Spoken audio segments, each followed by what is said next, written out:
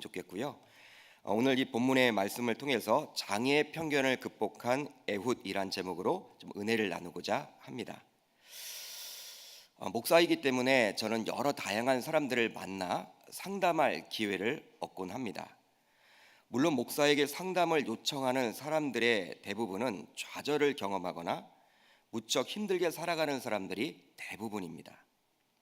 그 문제가 경제적인 어려움이든 또 가족의 불화이든 관계의 어려움이든 또 육신의 그런 질병이나 정신적인 고통이든 혼자 이겨내기 힘들기 때문에 목사를 만나 상담함으로 회복하고자, 그러니까 힘을 얻고자 이렇게 상담을 요청해서 제가 상담을 하곤 하죠.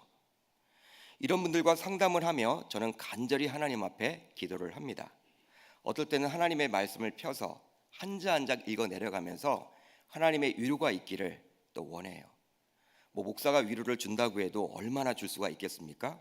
하나님의 말씀이 우리들에게 임해서 위로를 받아야 하기 때문에 이 말씀을 제가 주로 전하게 되죠. 이렇게 기도를 하고 나서 꼭 제가 소개하는 한 사람이 있습니다. 바로 누구냐면 자막을 한번 보시면 좋을 것 같아요. 네, 바로 닉 부이치치입니다. 여러분 많이 들어보셨죠? 네, 이 형제에 대해서. 그러니까 우리나라에도 그의 책이 출판되어서 많은 분들이 읽고 감동도 받았을 텐데요. 팔다리가 없이 그는 사지가 없이 태어났습니다. 이런 육체적인 한계 때문에 어린 시절 수많은 어려움을 겪었다고 그래요. 여러분 얼마나 힘들었으면요, 얼마나 어린 시절에 많은 친구들이 놀렸으면 이 10대가 되기 전에 10살이 되기 전에 몇 번씩이나 자살하려고 했다고 해요. 그러나 하나님의 은혜를 체험한 후, 하나님을 인격적으로 만난 후 그의 삶은 180도 달라지게 되었습니다. 현재는 전 세계를 다니면서 베스트셀러 작가 강연자로 활발하게 활동을 하고 있죠. 그리고 결혼도 하여서 이제 자녀도 낳았습니다. 정상이에요. 저는 처음에 어떤 자녀가 나올까 걱정을 했는데 제 걱정은 기우였습니다. 아주 여러분 예쁜 아내와 결혼을 해서 이 자녀가 얼마나 이쁜지. 우리나라에도 방문을 하여서 모 방송국의 힐링 캠프라는 이 프로그램에 나와서 많은 시청자들에게 감동을 안겨준 장본인이죠. 여러분 우리가 아무리 힘들어도 사지가 없는 닉 부이치치보다는 낫지 않을까요? 여러분 이분보다는 우리가 훨씬 그래도 좋지 않을까요? 보통 장애가 아니잖아요. 손발이 여러분 하나 정도가 없는 게 아니라 여러분 이 팔 자체가 없고요, 이 다리 자체가 없습니다. 사지 자체가 전체 없는 거예요. 그런데 저는 닉 부이치치를 직접 보진 못했지만 이 방송이나 이렇게 영상이나 책을 통해서 그를 바라보면요, 항상 해맑다라는 거예요. 얼굴 자체가 여러분 항상 밝다라는 것입니다. 그리고 구김이 없어요. 유머 감각이 얼마나 있는지를 모릅니다. 그리고 항상 감사 이야기를 해요. 여러분 감사 이야기를 하니 정상인들인 우리들은요, 고민을 가지고 있고 고통이라고 이야기를 하지만 그것 자체가 부끄럽게 느껴지는 것이죠. 사지가 모두 없는 큰 장애를 가졌건만 오히려 지금은 정상인들을 위로하고 있는 그의 모습을 바라볼 때 겪고 있는 자신의 고통 때문에 좌절하는 사람들에게 큰 위로를 준다라고 저는 생각을 해봅니다. 닉은 자신의 장애를 이렇게 이야기하고 있더라고요. 그의 책에서 장애는 불편할 뿐 불가능한 것은 아니다.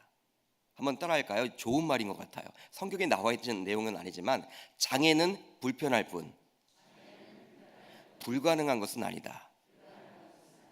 실질적으로 이 닉 부이치치는요, 서핑을 즐긴다고 합니다. 여러분 우리나라 사람 가운데 몇 명이나 서핑을 하겠습니까? 제가 부산에서 이렇게 사역을 하다 보니까 부산에 송정 이렇게 해수욕장이 있습니다. 송도 말고요. 이 송도 해수욕장을 가게 되면요, 이 파도가 여러분 밀려와요. 근데 부산에서 아주 서핑 전문점들이 아주 질비한 곳이에요. 서핑을 배우려면 그곳에 가야 합니다. 근데 여러분 보통 사람들은 엄두를 내지 못해요. 엄두를 낼 수가 없습니다. 그 복장 그 물이 무섭기 때문에 탈 수가 없어요. 닉은 여러분 서핑을 즐긴다니까요. 뭘 어떻게 여러분 즐기는지 모르겠지만 그 서핑 타는 모습이 사진에 나와 있더라고요. 그리고 수영도 즐긴다고 합니다. 팔다리가 없는데 무엇으로 가는지 모르겠어요. 머리로 가는지. 아무튼 수영을 즐긴대요. 이런 닉은 희망의 전도사임에 틀림이 없죠. 이 기도의 11조에 나온 저와 여러분들 모두 겪고 있는 어려움이 있더라도 닉보다는 낫지 않을까요? 사지가 없는 그보다는 말입니다.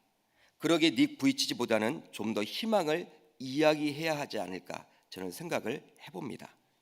아무리 좌절이 되는 일이 있더라도 하나님이 내 마음속에 계시기에 닉 부이치와처럼 희망을 가질 수 있기를 주의 이름으로 축복합니다. 여러분, 하나님 만난 이후로 그의 인생이 달라졌다라는 거예요. 달라졌다라는 것입니다. 하나님 만난 이후로. 닉도 자살을 하려고 했어요. 어린 시절에. 보통 여러분 어린이가 자살했다 들어보지 못했죠. 어린이는 여러분 해맑잖아요. 부모가 있으면 걱정이 없잖아요. 근데 닉은 10살 이전에 여러분 여러 번 자살을 하려고 했어요. 얼마나 힘들었으면. 자신의 의무를 바라보면서. 그렇지만 그가 하나님을 인격적으로 만난 다음부터는요, 자살하는커녕 희망이 생기게 되었다라는 그 이야기가 그의 책에 기록이 되어 있더라고요. 어제 우리가 살펴본 첫 사사 온니엘이 세워진 후 죽기까지 이제 40년 동안 이스라엘에는 평화가 임하게 되었습니다. 어제 우리가 살펴본 온니엘은요, 바로 첫 사사였습니다. 그가 살아있는 동안에는 40년 동안 평화가 임하게 되었는데, 그러나 그가 죽고 난 다음이 문제가 되었어요. 다시금 이스라엘 백성들은 여호와의 목전에서 악을 행하게 됩니다. 반복적인 범죄를 저지르게 된 것이죠. 이런 범죄에 대해서 여호와 하나님은 모압 왕 에글론을 통해서 이스라엘 자손이 18년 동안 고통을 당하도록 허용을 합니다. 여러분, 고통을 당하도록 하나님이 허용시킨 것이죠. 그 고통 속에서 이스라엘 자손들이 이제 여호와 하나님께 부르짖자 여호와 하나님께서는 한 사람을 세우게 되었는데, 바로 그가 누구였습니까? 오늘 우리가 읽었던 이 내용 나와 있는데 바로 사사 에웃이었어요. 그 사람은 닉 부이치지보다는 못하지만 장애를 가진 사람이었습니다. 그도 역시 장애를 가진 사람이었어요. 에웃이 가진 장애는 바로 오늘 본문 15절을 통해서 알 수 있듯이 왼손잡이였습니다. 여러분, 우리나라 성경을 보거나 영어 성경을 보더라도 왼손을 사용하는 사람 이렇게 나와 있죠. 이런 뜻이에요. 이것이 무슨 장애나 이것이 무슨 장애가 될 수 있을까 생각을 해볼 수가 있는데, 우리 주변에도 오른손잡이가 아니라 왼손잡이들이 주변에 있습니까 없습니까? 있죠, 당연히. 저희 집에도 있습니다. 저희 딸이 왼손잡이에요. 어릴 적에 저희 자녀가 셋이잖아요. 이제 다른 자녀에게는요, 이 수저를 제가 일부러 왼손에 여러분 쥐어주면요, 그냥 오른손으로 그것을 옮겨다가 밥을 먹어요. 어릴 적부터 오른손잡이죠. 그런데 딸은요, 자꾸 왼손을 자주 쓴단 말이에요. 제가 그걸 고쳐주려고 오른손에다가 여러분 수저를 줬습니다. 근데 놀랍게도 그 오른손에 있는 수저를 왼손으로 잡아다가 왼손으로 밥을 먹어요. 어느 순간. 그리고 왼손이 편하다라고 이야기를 하면서 왼손으로 글을 씁니다. 근데 딸을 가리켜서 장애라고 이야기하는 분들이 아무도 없더라고요. 여러분, 왼손잡이가. 그렇다면 오늘 본문에 나와 있는 이 왼손잡이, 어떻게 이 표현을 바라봐야 할까요? 왜 장애인가요? 여러분, 영어 성경을 보면요, 나타나 있지 않지만 히브리어 원어를 보게 되면 이게 장애임을 알 수가 있어요. 왼손잡이의 히브리어 원어를 보게 되면 오른손이 닫힌, 즉 오른손이 제한된 사람이다 이란 뜻입니다. 그러니까 오른손이 닫혀 있다 이란 뜻이고요. 바로 오른손이 제한된 사람임을 뜻해요. 이것은 무엇인가 기능면에 있어서 부족한 사람이라는 의미를 갖고 있는 것입니다. 게다가 베냐민 지파는 당시 이스라엘 12지파 가운데 가장 약한, 연약한 지파였습니다. 가장 연약한 지파 가운데 이 왼손잡이를 하나님께서 이 사사로 세우셨다라는 거예요. 그가 바로 에웃이었습니다. 이런 연약한 에웃을 하나님께서 사사로 세우신 것이죠. 현재도 신체적인 장애를 가진 자는 알게 모르게 차별을 받습니다. 결혼을 할 때에도 차별을 받고, 그리고 직장 취업을 할 때에도 차별을 받고, 또 진학을 할 때에도 차별을 받습니다. 여러분, 목회자가 될 때에도 차별을 받는 것이 현실이에요. 사실이에요. 일반적인 사람들의 장애에 대해서 편견이 얼마나 심한지 우리는 종종 언론을 통해서 잘 듣죠. 나는 아닐 거야 그러지만요, 이 사람이란 게 자신의 문제가 되면요 얼마나 이 반대를 하게 되는지 몰라요. 장애 학교를 세울 때 주변 사람들이 들고 일어나죠. 우리 동네에 세우지 말라고. 여러분, 그 장애를 가지고 있는 그 어머니가 무릎을 꿇고 빌었잖아요. 그런 사건이 우리 주변에서 일어나고 있는 것이 현실입니다.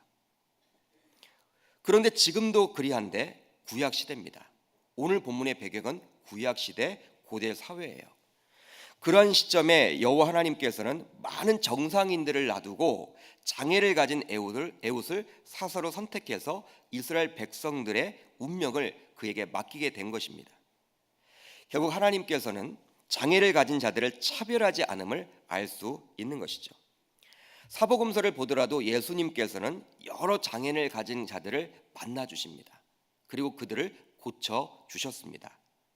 당시 정신적인 장애, 육체적인 장애를 가진 자들을 고쳐 주셨는데, 예를 들어보면 맹인거지 바디메오를 고쳐 주셨고 38년 된 병자도 고쳐 주셨으며 중풍병자도 고쳐 주셨습니다. 여러분, 하나님을 믿는 신자로서 저와 여러분들 모두 앞으로는 장애를 가진 자들을 바라볼 때 나와 동일한 인격체이고 나와 동일하게 구원받을 존귀한 자라고 인정할 수 있기를 주의 이름으로 축복합니다. 사람들은 색안경을 끼고 보죠. 그렇지만 우리 주님께서는 색안경을 끼고 보지 않기 때문에 저와 여러분들이 하나님을 믿는 신자라면, 하나님의 자녀라면 우리들은 색안경을 끼고 보셔서는 안 되는 거예요. 여러분, 장애인들은요 우리와 좀 더 다른 것이지 틀린 것이 아닙니다. 그들이 여러분 틀린 게 아니에요. 우리들도 항상 이 장애를 안고 살아가는 시대를 살고 있어요. 실질적으로 장애인들을 만나게 되면요, 그 장애를 가진 자들을 만나게 되면 선천적으로 장애를 가진 자보다는 후천적으로 장애를 가지게 된 자들이 훨씬 많습니다. 교통사고나 여러 가지 사건 사고로 인해서 장애를 가진 자들이 얼마나 주변에 많은지 몰라요. 여러분, 저와 여러분들 우리 계명교회만큼은요 주변에 장애 아이들이 있고 장애를 가진 그런 가족들이 있다면 그들을 위해서 더욱더 기도할 수 있기를 주의 이름으로 축복합니다. 사회적으로 어떤 사람들보다도 약자로서 취급받을 수밖에 없는 당시 고대 사회 속에서 우리 주님께서는 신체적인 약점, 즉 장애를 가진 에웃을 사사로 세웠다라는 것은 의미가 크다라는 거예요. 결국 사사 에웃을 통해서 여호와 하나님은 이스라엘 백성들을 구원해 주시죠. 오늘 본문 28절 29절인데 같이 한번 읽어보도록 하겠습니다. 시작. 그들에게 이르되 나를 따르라. 여호와께서 너희의 원수들인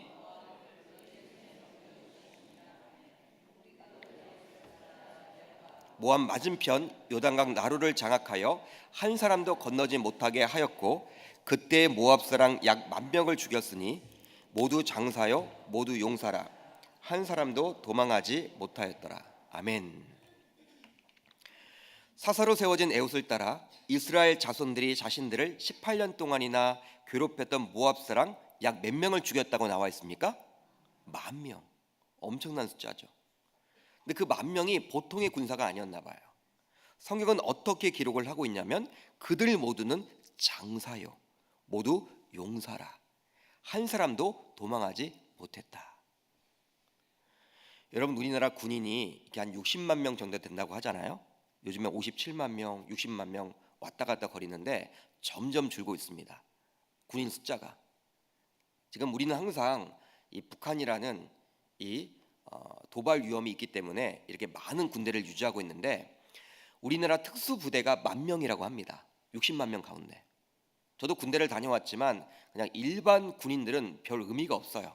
이 특수부대가 여러분 항상 중요한 것이죠. 근데 특수부대가 지금 60만 명 가운데 10,000명이에요.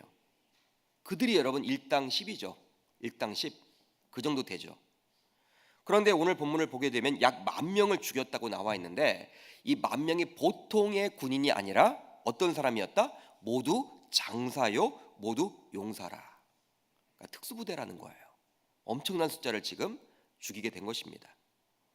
여러분, 약 특수부대 10,000명을 죽임으로 평화를 쟁취하게 된 것입니다. 할렐루야. 하나님이 하신 것이죠. 에훗을 통해서. 에훗의 명을 받은 이스라엘 백성들이 나가 싸워서 이렇게 승리를 쟁취하게 된 것입니다. 여러분, 에훗 이전에도 사람들이 있었어요. 이스라엘 백성들이 있었습니다. 그렇지만 그들은 꼼짝없이 당했지만 18년 동안 에훗 하나를 하나님의 세움으로 말미암아 그 특수부대 10,000명을 이겨내므로 이제 평화를 쟁취하게 된 거예요. 여러분, 하나님께 쓰임 받기만 한다면 이게 놀라운 기적과 이적이 나타나게 되는 것이죠. 여러분, 이 새벽에 우리가 무엇을 가지고 기도해야 될까요? 하나님, 저 자신도 하나님의 도구로 쓰임 받기를 원합니다. 직장에서 쓰임 받기를 원하고, 가정에서 쓰임 받기를 원하고, 학교에서 쓰임 받기를 원하고, 이 사회에서 쓰임 받기를 원합니다. 할렐루야. 그것을 위해서 기도하셔야 하는 거예요. 하나님의 손에 붙들림 바 되기만 한다면 여러분, 게임 끝입니다. 걱정할 필요가 없는 거예요. 에훗 하나가 쓰임 받자 어떻게 됩니까? 그 민족이 구원을 받잖아요. 저는 여러분 개인적으로 기도하는 게, 우리 계명교회 많은 분들이 있지만 하나님, 기도의 용사 70명을 주십시오. 전도의 용사 70명을 주십시오. 나는 70명과 목회하렵니다. 여러분, 그런 마음을 갖는 거예요. 특공대가 필요한 거예요. 특공대가. 여러분, 저와 여러분들, 이 새벽에 나온 저와 여러분들이 그런 특공대 역할을 감당해 나갈 수 있기를 주의 이름으로 축복합니다. 그렇다면 장애를 가진 에훗을 시대의 사사로 세움으로 성경은 하나님이 어떠한 분임을 드러내주고 있습니까? 여러분, 오늘 본문을 자세히 보시면요, 하나님의 일하심이거든요. 하나님의 역사하심이거든요. 그러니까 하나님께서 시대의 사사로 에훗을 세웠는데 이 본문을 통해서 하나님이 어떠한 분이라고 이렇게 드러내주고 있는가 한번 보기를 원해요.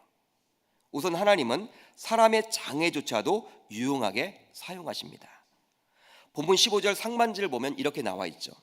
이스라엘 자손이 여호와께 부르짖음에 여호와께서 그들을 위하여 한 구원자를 세우셨으니 그는 곧 베냐민 사람 게라의 아들 왼손잡이 에훗이라. 할렐루야. 에훗의 신체적인 특징이 있으니 바로 어떤 사람이었다? 왼손잡이였다. 앞에서도 언급을 했습니다. 앞에서도 언급을 했지만 본문이 나오는 왼손잡이의 의미는 지금 우리가 주로 사용하는 왼손잡이의 의미와는 달라요. 완전히 달라요. 오른손 장애를 가진 사람이란 뜻입니다. 그런데 16절을 여러분 자세히 보세요. 16절을 보시면 그는 친히 한 규빗이 얼마냐면 약 45cm입니다. 45cm 정도 되는 긴 칼을 만들어서 오른쪽 허벅지 옷 속에 감추게 돼요. 차게 돼요. 여러분, 45cm가 어느 정도입니까? 한 이 정도 되겠죠. 여러분, 긴 칼이에요. 긴 칼. 횟집에서 일하시는 분들은 잘 아실 거예요. 그런 칼, 무시무시한 칼. 그런데 공물을 바치러 모압 왕 앞으로 나아가야 했습니다. 왜? 식민지였기 때문에. 18년 동안 식민지 역할을 했기 때문에 이제 조공을 바치러 누구에게 나아갔어요? 모압 왕 에글론에게 나아가야 했습니다. 즉 왕을 아련하는 것이었기 때문에 에훗은 몸수색을 받아야만 했어요. 여러분, 지금도 청와대 갈 때 몸수색 할까요, 안 할까요? 하죠. 대통령이 여러분 참석하는 행사에는 몸수색을 합니다. 여러분, 기계로 이러면 하겠죠. 기계로 요즘에 뭐 이렇게 뒤지거나 하는 것도 하겠지만 기계로도 하겠죠. 여러분, 몸수색을 여러분 얼마나 철저하게 하는지 몰라요. 미국 공항 같은 데는요, 전신 여러분 엑스레이를 다 찍잖아요. 여러분들 다 드러난다고 그래요. 전신 360도를 돌아요. 여러분들 우리나라 공항에 있는 것과는 달라. 엄청나게 여러분 좋은 그 기계를 가지고 다 투시를 하는 거예요. 총이 있나 칼이 있나 뭐가 있나. 어떤 제 아는 목사님이 있는데, 이분이 여러분들 이렇게 중학교 때 오토바이를 크게 타다가 이 여러분 힘이 많이 박혀 있어요. 몸 안에. 정상인데 장애야. 근데 공항에 가면 항상 걸려. 소유가 여러분들 이 안에 있으니까 몸 안에 삑삑거려요. 그렇다고 다 벗을 수도 없고 항상 그 얘기를 하죠. 자기가 수술을 했다라고. 여러분, 대통령이 가는 곳마다 여러분 수색을 하는 것처럼 그 당시 이 고대 사회입니다. 왕정 국가예요. 수색을 하면 더 했겠죠. 통과를 여러분 해야 했던 거예요. 여러분, 그런데 분명히 오른쪽 허벅지에 긴 칼을 찼음에도 불구하고 검색에 걸리지 않고 통과를 했다라는 거예요. 통과를 했습니다. 여러분, 이것을 어떻게 설명을 해야 될까요? 당시는 기계가 없었기 때문에 몸수색을 직접 했겠죠. 만져봤겠죠. 겉으로 보아도 오른손을 전혀 사용할 수 없는 심한 장애를 가진 자였기에 모압 군사들이 검색을 하지 않았다라고 볼 수 있겠죠. 딱 보아도 장애가 아주 심해요. 딱 보아도 아유 저런 몸을 가지고 통과 그냥 그렇게 시켰겠죠. 그러니 철저한 검색을 피한 것입니다. 왜 그럴까요? 여러분 고대 사회 속에서 장애를 가진 자는요 신의 진노가 임해서 그리했다라고 생각을 했기 때문에 팔레스타인 지역에서는 누구나 가까이 하지 않으려고 했어요. 그러니까 팔이 없는 사람을 여러분 가까이 취급하지 않습니다. 가까이 하지 않으려고 했어요. 왜? 신이 저주했다, 부정탄다, 이러한 생각을 다 가지고 있기 때문에 장애인들이 여러분 가까이 오면요 그냥 피해요. 여러분 대부분. 그러니까 몸수색을 하는 사람들도 그리하지 않았나 생각을 해봅니다. 이런 상황 속에서 에훗은 에선과는 달리 오른쪽 허벅지에 칼을 숨김으로써 칼을 가지고 왕 앞에 설 수가 있었던 거예요. 만약에 그가 장애가 없었다면 왕을 아련할 때 칼을 차고 들어갈 수가 있었을까요? 불가능한 일이에요.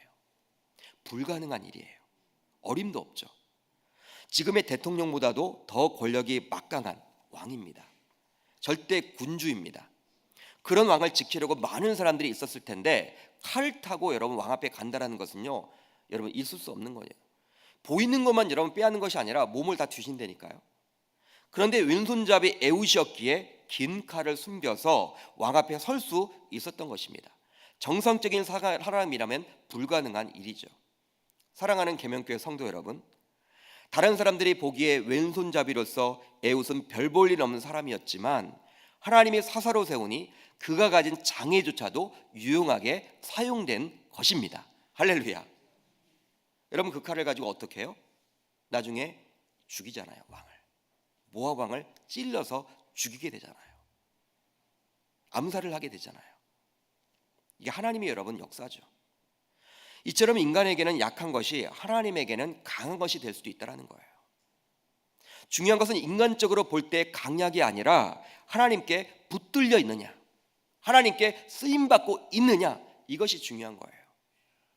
여러분 내 자녀들이 지금 이제 수능을 앞두고 있습니다. 아마 그런 분들이 여기에 많이 계실 거예요. 초조해서 평소에 기도의 11조 안 나오시는 분들이 몇 분 계시는데 여러분 딱 자녀를 위해서 기도하신 것 같아요. 이제 계속 나오십시오. 자녀를 위해서. 여러분 내 자녀가 조금 시험에 이렇게 부족해요. 지금 불안해요.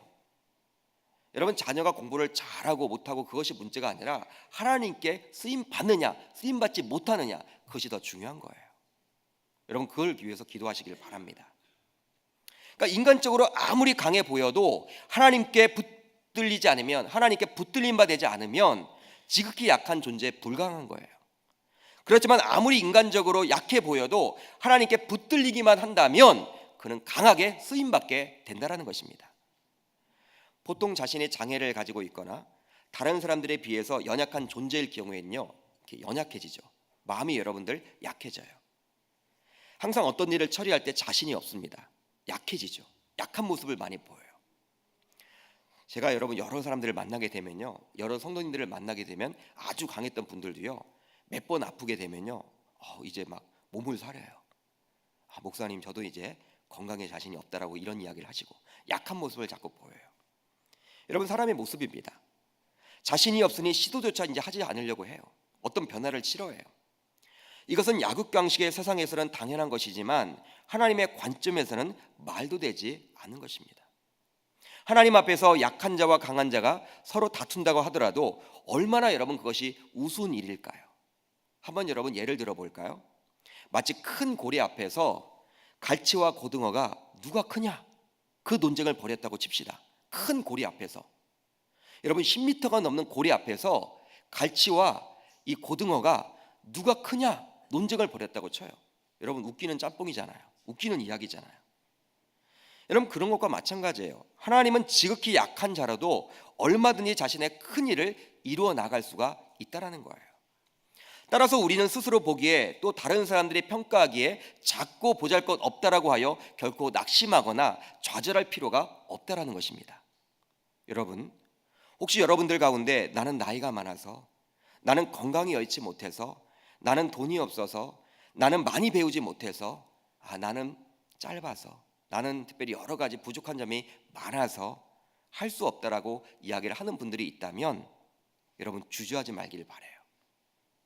여러분 그런 것들은 문제가 되지 않습니다. 모세를 보세요. 모세가 하나님께 쓰임 받았던 나이는요 20대가 아닙니다. 여러분 애굽의 궁궐에 있었던 20대 얼마나 여러분 화려합니까? 얼마나 멋집니까? 여러분 그때 하나님은 쓰지 않았어요. 여러분 40대 때 쓰임 받지 않았습니다. 언제 여러분 쓰임을 받았습니까? 그의 나이 80이 되었을 때. 80이 되어서야 쓰임을 받았다니까요. 또 풍정등화의 위기 속에서 유대 민족을 구한 에스더 왕비를 보십시오.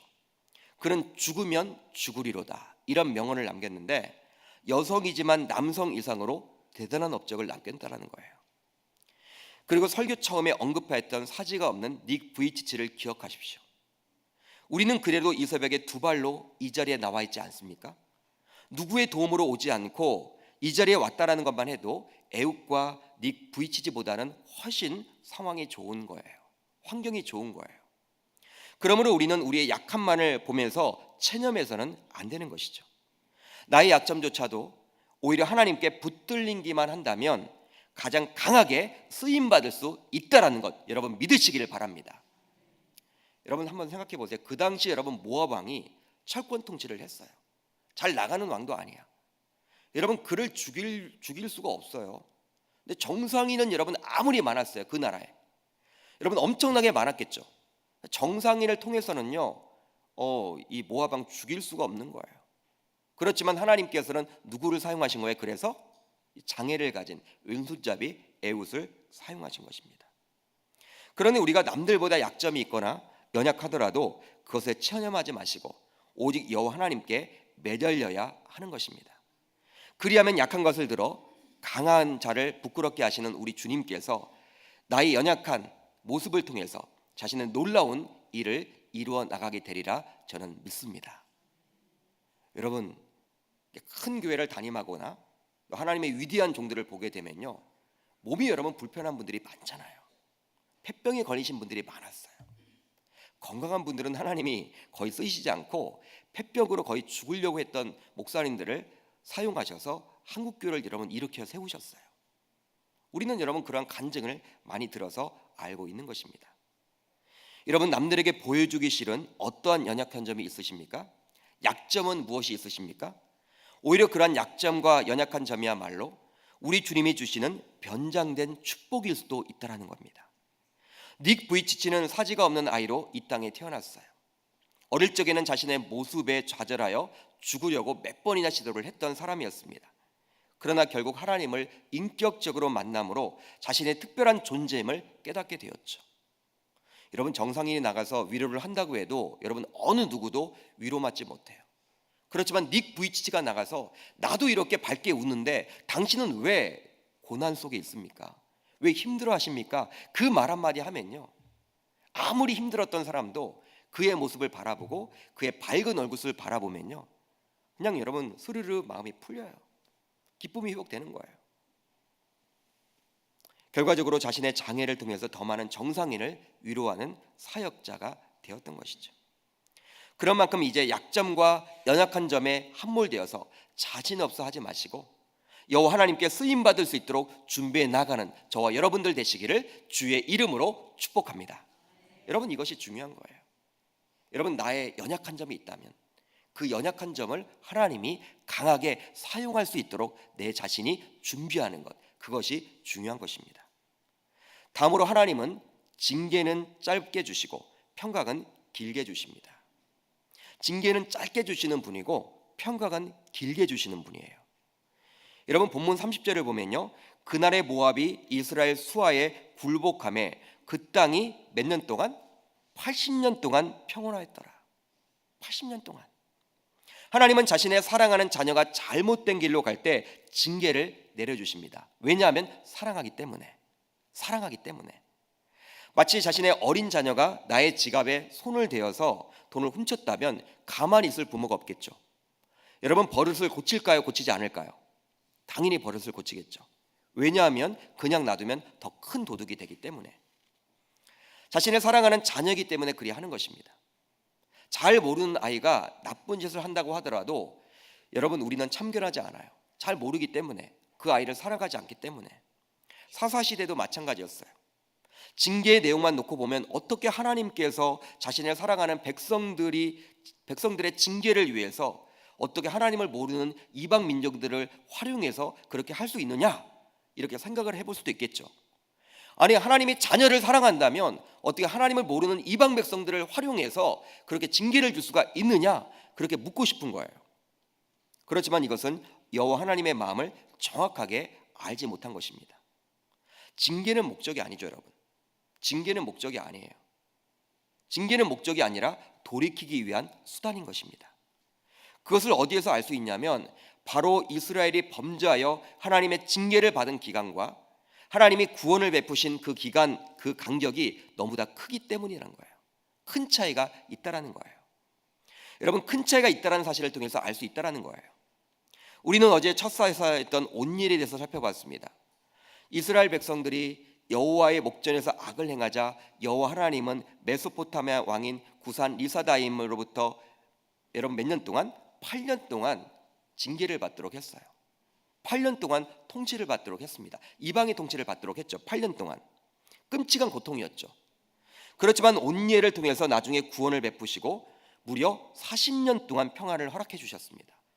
그러니까 8년 동안의 징계가 있었는데 하나님은 몇 년 동안에 여러분 평강을 주신 거예요? 40년. 무려 5배.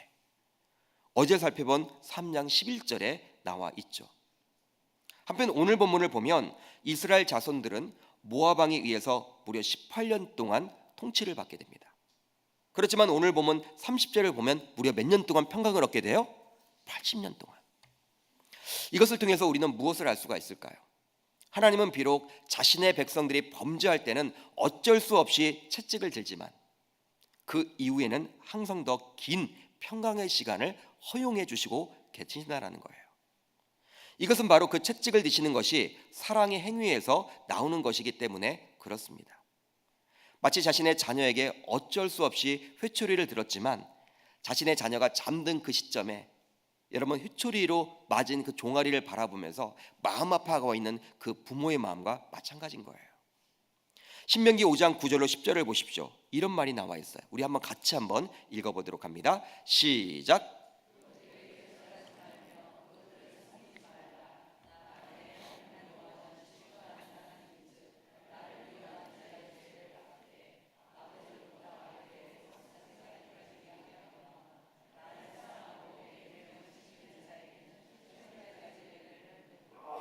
아멘. 자신의 사랑하는 자녀의 죄악을 물으실 때는 몇 대까지? 3, 4대까지. 죄악을 물을 때는 3, 4대까지. 그러나 은혜를 베푸실 때는 몇 대까지? 1000대까지. 할렐루야. 이것이 바로 우리의 마음이에요. 우리 주님의 마음이에요. 왜? 우리를 사랑하시기 때문에. 여러분, 징계가 있을까요, 없을까요? 있죠. 사랑하는 계명교회 성도 여러분, 따라서 우리는 우리의 허물과 죄로 잠시 징계를 받더라도 낙심하지 말아야 합니다. 왜냐하면 징계는 우리 주님의 또 다른 사랑의 표시이기 때문에. 사랑하지 않는다면 징계조차 하지 않아요. 여러분, 목회자가 어떤 권면을 하거나 집사님 그래도 교회 나오셔야 하죠, 그걸로 상처받으시면 안 됩니다. 얼마나 힘드셔요. 그래도 신앙은 지켜야 합니다. 여러분, 이러한 권면을 받으실 때 감사하는 거예요. 왜? 사랑하기 때문에 그런 말도 할 수 있는 거예요. 사랑하기 때문에. 여러분, 다른 교회 목회자가 우리 교회 성도님들에게 이야기하지 않잖아요. 우리 교회 여러분 목회자들이 그렇게 이야기하는 거잖아요. 왜? 사랑하기 때문에, 관심이 있기 때문에. 실제로 여러분 사랑하지 않으면요 그냥 버리죠. 여러분, 하나님도 사랑하지 않으면 징계조차 하지 않아요. 근데 버리세요. 그걸 신학적인 용어로 무엇이라고 합니까? 유기라고 합니다. 유기. 하나님을, 우리를 유기했다. 얼마나 큰 여러분 벌인지 몰라요. 버리신 거죠. 여러분, 히브리서 12장 8절을 제가 읽고 어제 참 은혜가 되었습니다. 제가 읽어드릴게요. 징계는 다 받는 것이거늘. 예외가 있다라는 거예요, 없다라는 거예요? 예외가 있습니까, 없습니까? 예외가 없죠. 징계는 다 받는 것이래요. 징계는 다 받는 것이거늘 너희에게 없으면 사생자요 친아들이 아니라. 사생자래요. 징계가 없다면. 사생자는 뭡니까? 정상적인 관계가 아니라 그냥 출생한 것이죠. 결혼 관계에서 낳은 아이가 아니라 그냥 출생한 아이예요. 비정상적으로. 친아들이 아니래요. 그러므로 우리는 하나님으로부터 징계를 받을 때 그 너머에 있는 하나님의 자비로운 손길을 바라보며 소망하며 인내를 해야 하는 것이죠. 혹시 여러분들 가운데 현재 어려움을 당하고 계신 분들이 있을지 모르겠습니다. 그러나 분명한 것은 그 고난의 시간보다 앞으로 회복되어서 평안을 누릴 시간이 더 길다라는 거예요. 이것을 오늘 본문을 통해서 알 수 있으시기를 바랍니다. 왜 그렇습니까? 바로 우리 주님은 사랑이시기 때문에. 이제 말씀을 정리합니다. 오늘 우리는 사사 에웃의 이야기를 통해서 하나님이 과연 어떠한 분인지 살펴봤어요. 우선 하나님은 사람의 장애조차도 유용하게 사용하신다. 나의 연약한 점을 사용하신다. 다음으로 하나님은 징계는 짧게 주시고 평강은 길게 주시는 사랑의 하나님이다. 여러분, 이 두 가지를 꼭 마음에 새기셔서 11월 한 달을 보내셨으면 좋겠고요. 11월 한 달을 사시면서 어떠한 고난을 만나고 어떠한 어려움을 만나더라도 이 징계도 지나갈 거야. 지나가고 말 거야. 그런 마음을 가지고 간절히 이겨낼 수 있기를 주의 이름으로 축복합니다.